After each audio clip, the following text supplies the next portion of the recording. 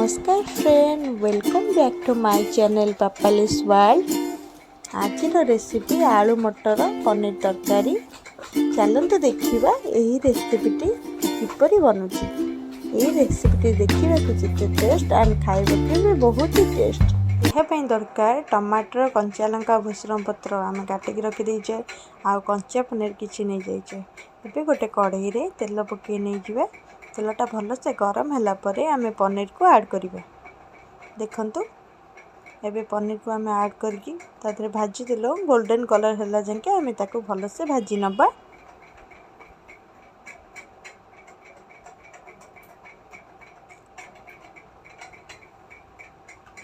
देखंतु एबे कलर आसिलानी।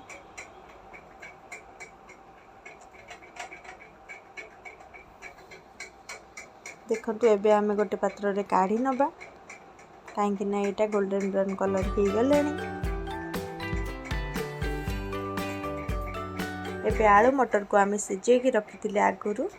देखंतु आलू को यहीपरि छोट छोट करी काटी नेबे जेमिति कि मटर सांगे से भलसे सिझी जीवो। आ पियाज को चुन चुन कर यही भली काटी नेबे। गोटे कढ़ई रे तेल पकई जीरा को फुटई नेबे। देखंतु जीरा फुटी आसलानी। एबे आमे काटिकी रखिथिबा कंचा लंका, टमाटर आ भूसुंग पत्र को ऐड कर नबा। आ ताकू 2 ରୁ 3 मिनिट भाजी नबा।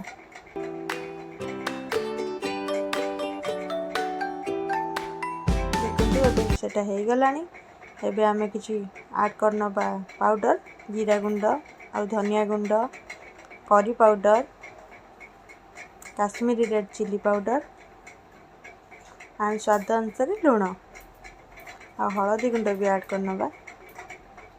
आको 2 ରୁ 3 मिनिट भाजी नबा।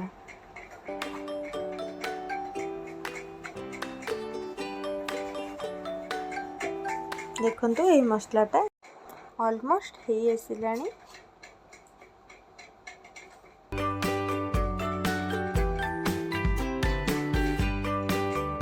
एबे आमे 2 मिनिट पई ताकू छाड़ी दबा। देखंतु टमाटरटा भलसे मिक्स हो गलानी मसला रे। एबे आमे लंका गुंड को ऐड कर नबा। ताकू भलसे गोळई नबा आ तादरे किछि मात्रा रे पानी को ऐड करिबा।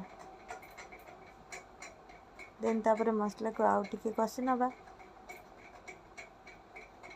एबे रखिथिबे आलू आ सिझा मटर को एबे ऐड कर नबा। आ ताको 2 ରୁ 3 मिनिट पई ताको भाजी नबा।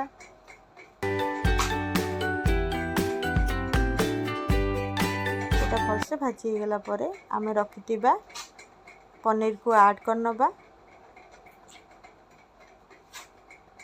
आ ताको पुणी 2 ରୁ 3 मिनिट पई गोळे की पुणी पानी दे दबा। देखंतु एही परी देखा जिवो।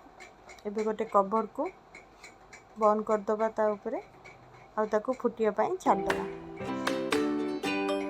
देखंतु फुटी आसलानी। एबे आमे गरम मसला को ऐड करिबा।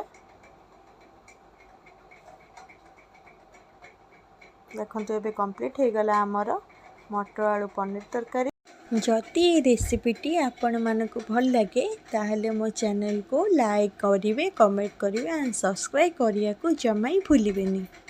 आउ ये रेसिपीटा आपण मानक रुटी, परोटा कि भात सहित खाया को भल लागिबो कि भल लगे ताहले मते कमेंट माध्यम रे निश्चय जणाइबे। मु रहिली, नमस्कार।